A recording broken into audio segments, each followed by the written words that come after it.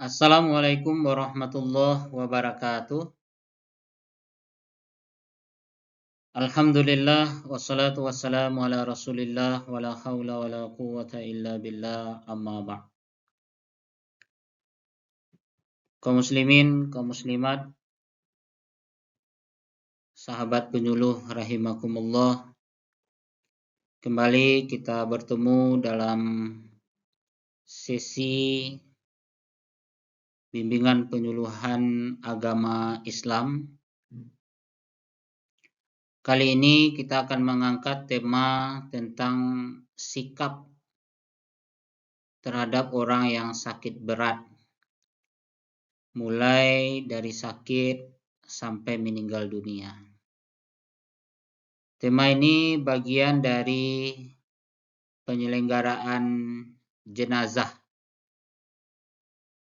karena memang penyelenggaraan jenazah itu secara hukum syara itu menjadi kewajiban kifayah bagi kita kaum muslimin.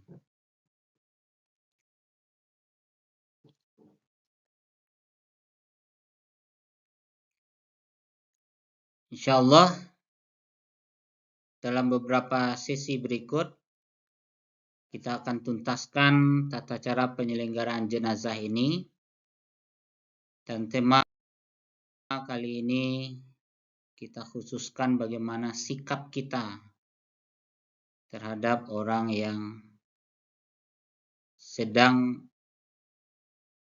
menghadapi sebuah penyakit yang berat, yang mungkin saja saat-saat itu adalah saat yang sangat genting dan penting sekali bagi setiap muslim dalam menjalani akhir dari kehidupannya ini. Baik, kita lihat firman Allah Subhanahu wa taala ya sebagai mukaddimah, yaitu surah An-Nisa, surah yang keempat ayat 78. Na'udzubillahi minasyaitonir rajim. Bismillahirrahmanirrahim. Aina ma takunu yudrikkumul mautu walam kuntum fi burujim musyayyadah. Wa in tusibhum hasanatun yaqulu hadhihi min indillah wa in tusibhum sayyi'atun yaqulu hadhihi min indik qul kullun min indillah fama li haula'il qaumi la yakaduna yafqahuna hadis. Yang artinya, di mana saja kamu berada, kematian itu pasti akan mendapatkan kamu. Kendati pun kamu berada dalam benteng yang tinggi lagi kokoh, fi burujim musyayyadah. Dan jika mereka memperoleh kebaikan, mereka mengatakan ini adalah dari sisi Allah. Dan kalau mereka ditimpa sesuatu bencana, mereka mengatakan ini datangnya dari sisi kamu. Katakanlah semuanya datang dari sisi Allah. Maka mengapa orang-orang munafik itu hampir-hampir tidak memahami pembicaraan sedikit pun.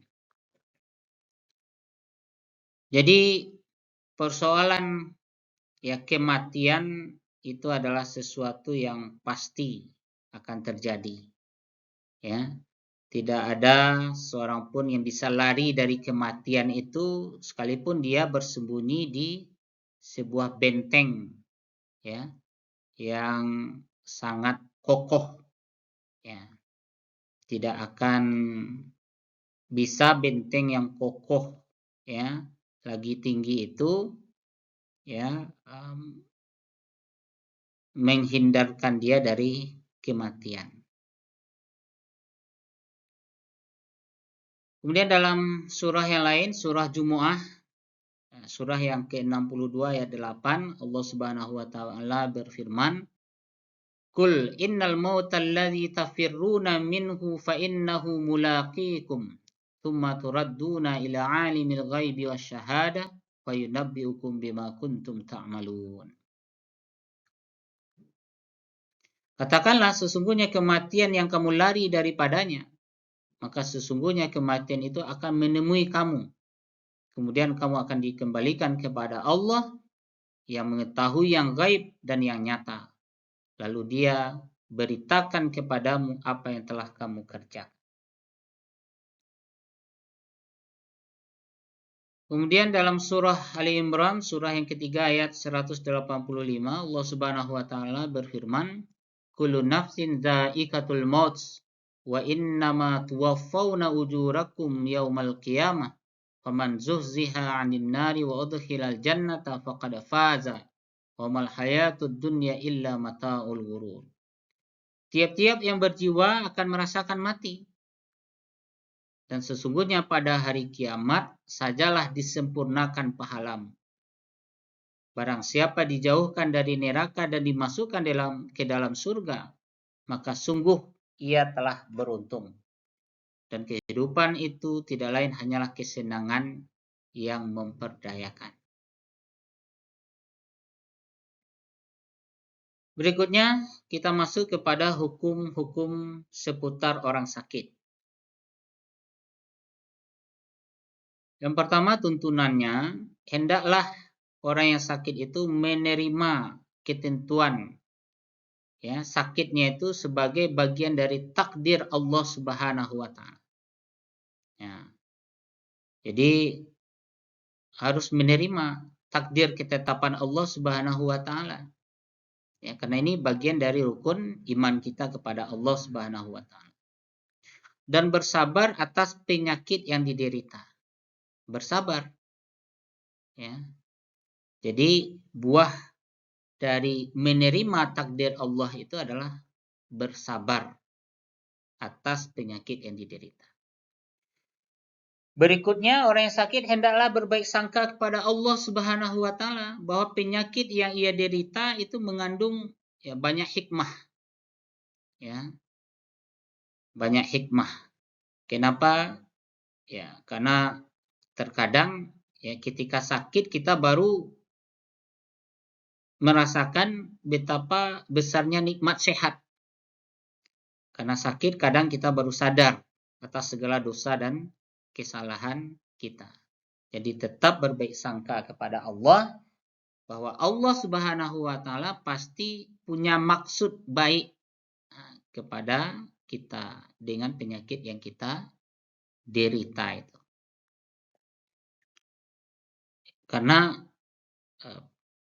kadang memberikan ujian, memberikan sakit kepada seseorang itu bukti kasih sayang dan tarbiyah Allah Subhanahu wa taala kepada hambanya.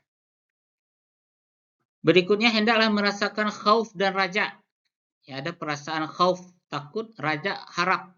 Ya, takut apabila nanti hidupnya akan su'ul khatimah, akhir kehidupan yang buruk. Dan berharap akan ampunan Allah Subhanahu wa taala dan akhir kehidupannya itu adalah husnul khatimah, akhir yang baik. Ini ya sudah menjadi ya akhlak bagi orang yang sedang merasakan ya sakit itu, ya ia merasa takut akan siksa Allah Subhanahu wa taala atas dosa-dosanya yang pernah ya ia lakukan dan mengharapkan rahmat dan ampunan daripada Allah Subhanahu wa taala. Kemudian apabila sakit yang diderita sudah tidak tahan lagi dan terpaksa ya penyakit itu sudah sangat berat ya dan amat ya di luar dari kemampuan kita untuk menahannya, maka pada saat itu boleh berdoa. Ya. Apa doanya? Allahumma ahyini idza kanatil hayatu khairan li wa amitni idza kanatil maut ya khairan li. Ya Allah, hidupkanlah saya apabila kehidupan itu baik untuk saya. dan matikanlah saya apabila kematian itu baik untuk saya.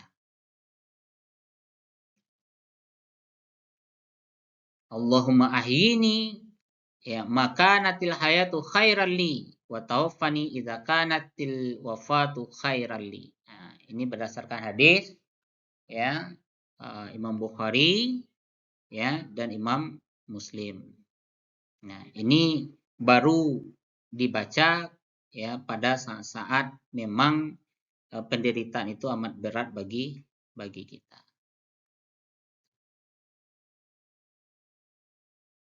Kemudian ya hendaklah ya sebelum ya kita menghadapi sakaratul maut itu hendaknya memberikan wasiat ya, wasiat kepada orang lain. Ya, wasiatnya bisa berupa saya masih memiliki tanggungan-tanggungan kepada fulan bin fulan, fulanah binti fulanah, tolong diselesaikan segera agar tidak menjadi beban kelak di akhirat kelak. Ya. Ada berupa wasiat apakah terkait hutang piutang ya atau terkait dengan harta ya dan kewajiban-kewajiban nafkah lainnya yang belum ditunaikan.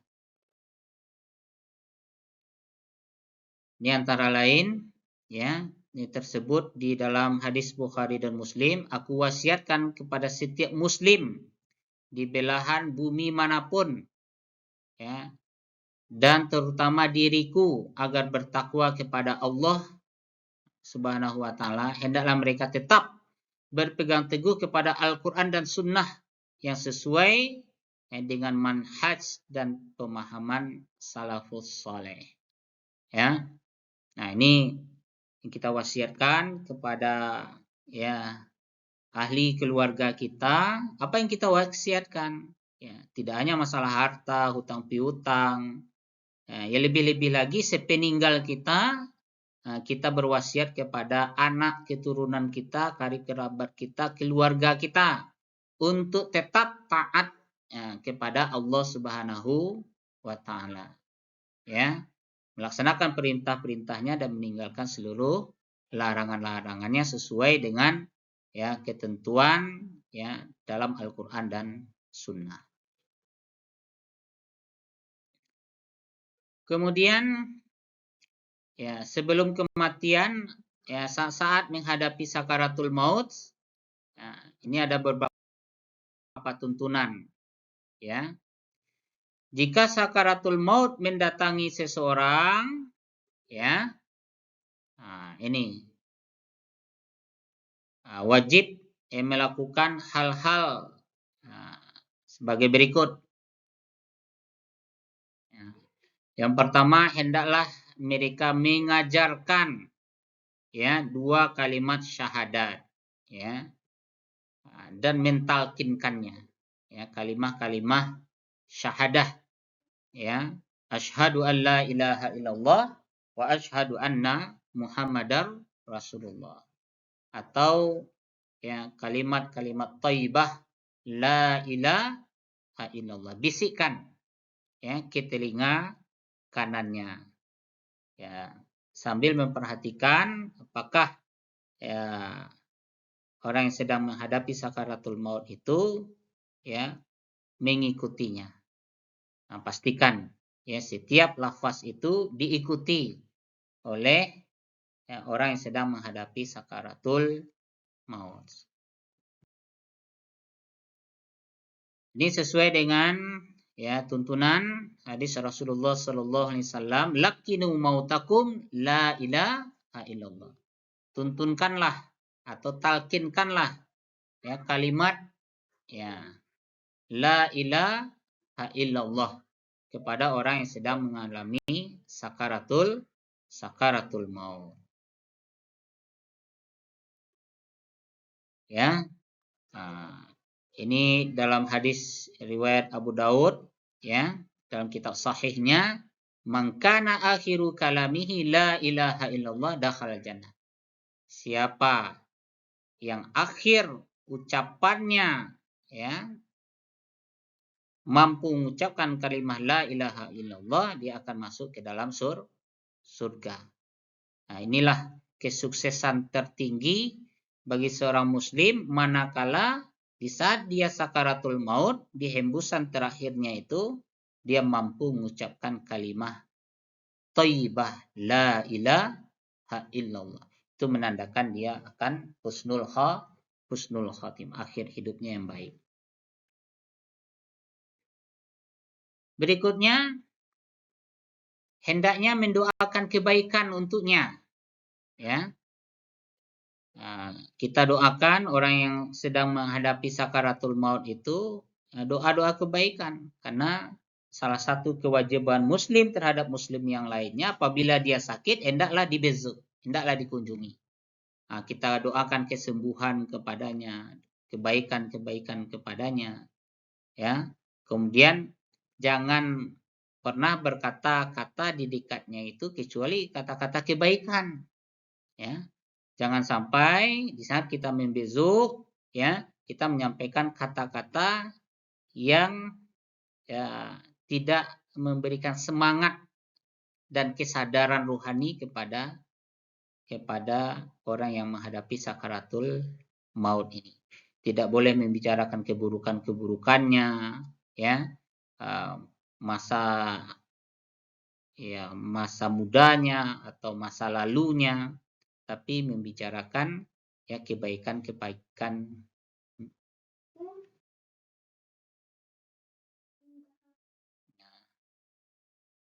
Kemudian terkait dengan adapun membacakan surat Yasin, ya, kemudian ya mengusap wajahnya orang yang ini atau menghadapkan wajahnya, ya, itu ya tidak sahih, ya, tidak ada dasarnya.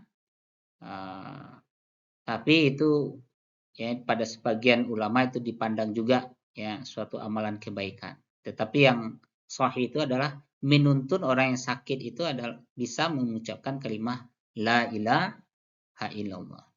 Sekalipun ada pendapat ya dengan banyaknya orang membaca ayat-ayat Al-Qur'an, salah satunya mungkin surah Yasin, ya itu akan membuat suasana atau keadaan di tempat ya orang yang sakit itu menjadi suasana yang penuh rahmat dan kasih sayang Allah Subhanahu wa taala.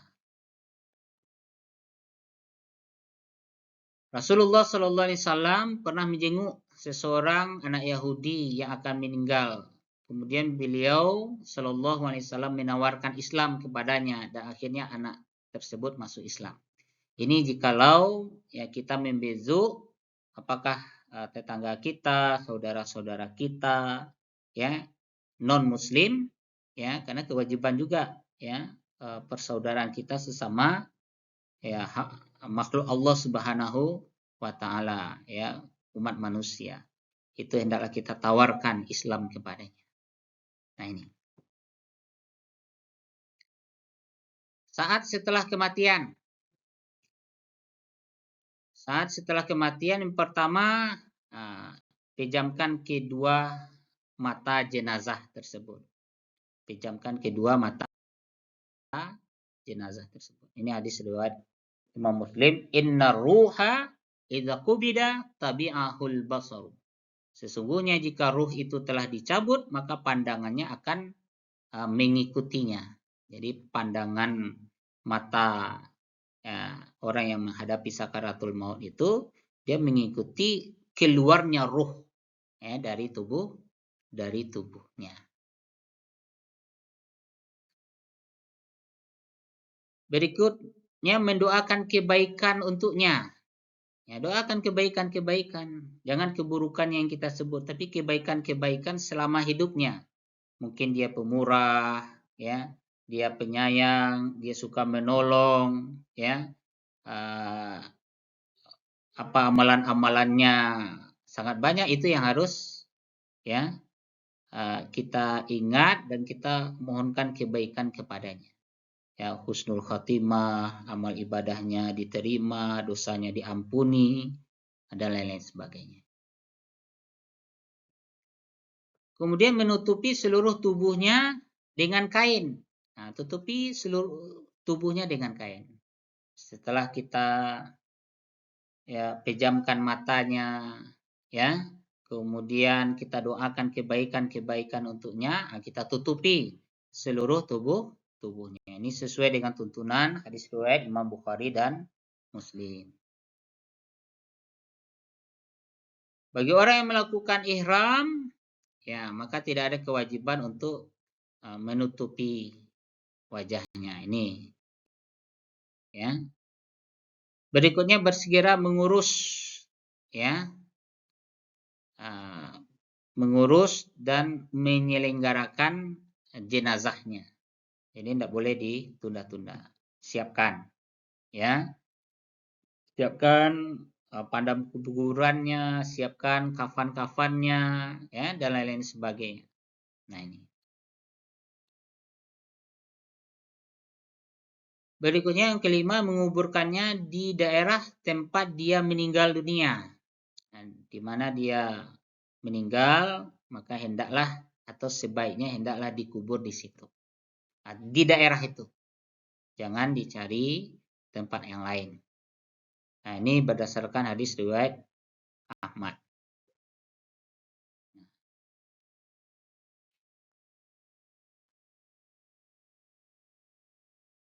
Berikutnya yang keenam, hendaklah sebagian mereka yang masih hidup, ya, itu membayarkan utang-utangnya. Ya. Jadi dibayarkan hutang-hutangnya. Ya.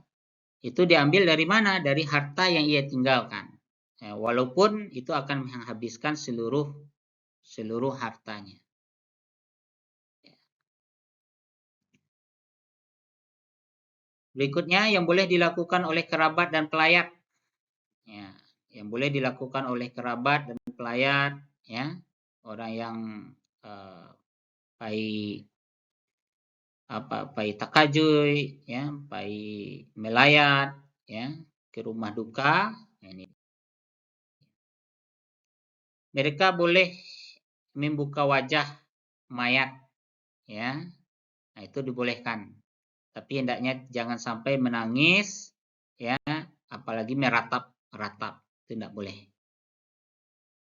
Ya, ketika kabar kematian sampai kepada karib kerabat, mereka wajib melakukan dua hal. Yang pertama, mungkin yang meninggal itu orang tua kita, sampaikan ke anaknya, ya, kepada karib kerabatnya, anaknya, karib kerabatnya, keluarganya, ya, wajib bersabar dan menerima takdir atau ketentuan Allah Subhanahu wa taala. Ya. Syarat ini terdapat dalam surah Al-Baqarah ayat 155, 156. Ya. Iza asabathum musibah qalu inna lillahi wa inna ilaihi raji'un. Wala nabluwannakum bisyai'in minal khawfi wal ju' wa naqsim minal amwali wal anfusi was samarat wa basyiris sabirin alladzina idza asabathum musibah qalu inna lillahi wa inna ilaihi raji'un. Jadi bersabar, kemudian mengucapkan inna lillahi wa inna ilaihi raji'un. Sesungguhnya kami ini milik Allah dan sesungguhnya kami, ya, akan kembali kepadanya. Inna sabra inda awalil sadamah. Sesungguhnya kesabaran itu ada pada hentakan guncangan yang pertama. Ini berdasar hadis dari Imam Bukhari ini. Ya. Jadi ketika kita menerima kabar gembira itu, langsung kita, ya, bersabar, ya, atas ketetapan Allah Subhanahu wa taala. Di saat guncangan atau berita pertama itu kita terima, kita dengar, kita bersabar.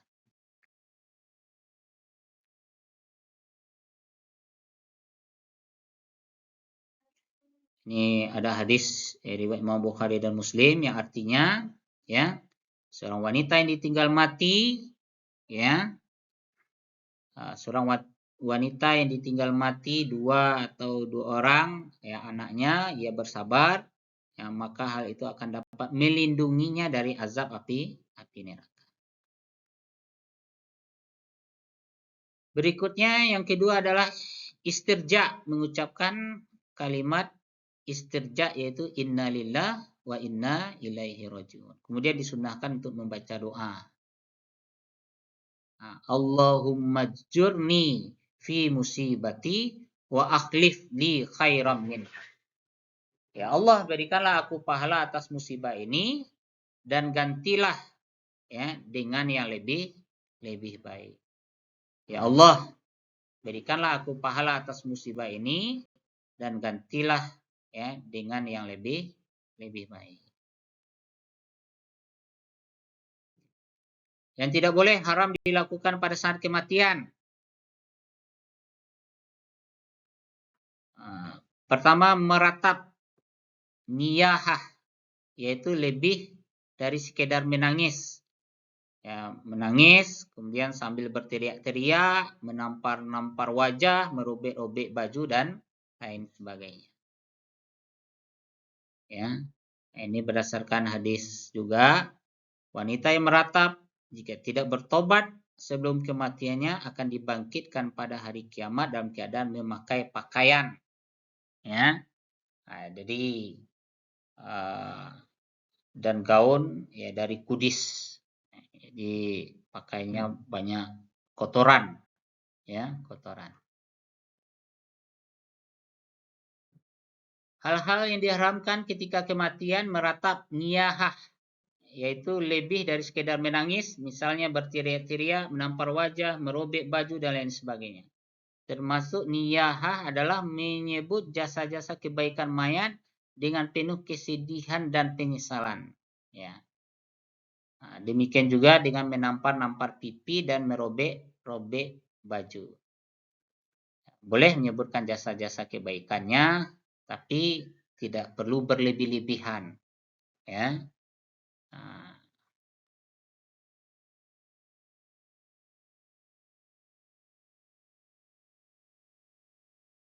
laisa minna ya, man latamal qududa wa syaqqal juyuba wa da'a bid'wal jahiliyah.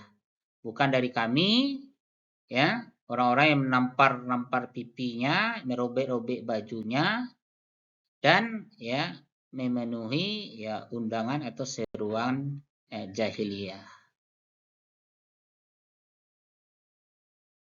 Berikutnya mengurai rambut, mengacak-acak rambut, membentangkannya, itu tidak dibenarkan. Ya, itu menunjukkan seseorang itu tidak ya bisa menerima takdir ya ketetapan daripada Allah Subhanahu wa taala. Fa inna Rasulullahi bari'um minas salikah wal halikah wasyaqqah. Ya, ini. Bahwa Rasulullah sallallahu alaihi wasallam berlepas diri dari ya wanita yang salikah, halikah dan syaqqah. Apa itu? Wanita yang salikah itu adalah yang menangis sambil menjerit-jerit. Halikah, orang yang mencukur rambut karena menghadapi musibah. Ya, kemudian merobek-robek bajunya. Ya, asyaqqah. Memberitakan kematian. Ya, menghambaukan arti menginformasikan ya berita kematian. Boleh memberitakan kematian jika tidak menyerupai pemberitahuan ala jahiliyah.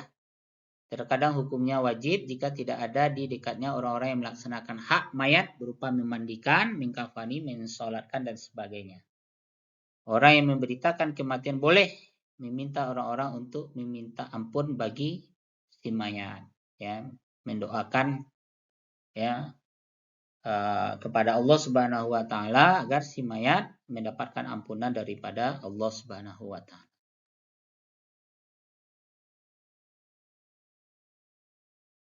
Itu yang bisa kita sampaikan dalam sesi yang pertama ini.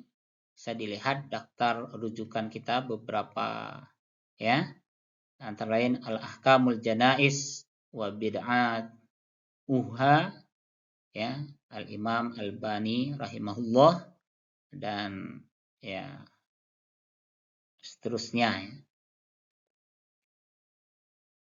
Terima kasih. Ya, banyak maaf. Wabillahi taufik wal hidayah. Wassalamualaikum warahmatullahi wabarakatuh.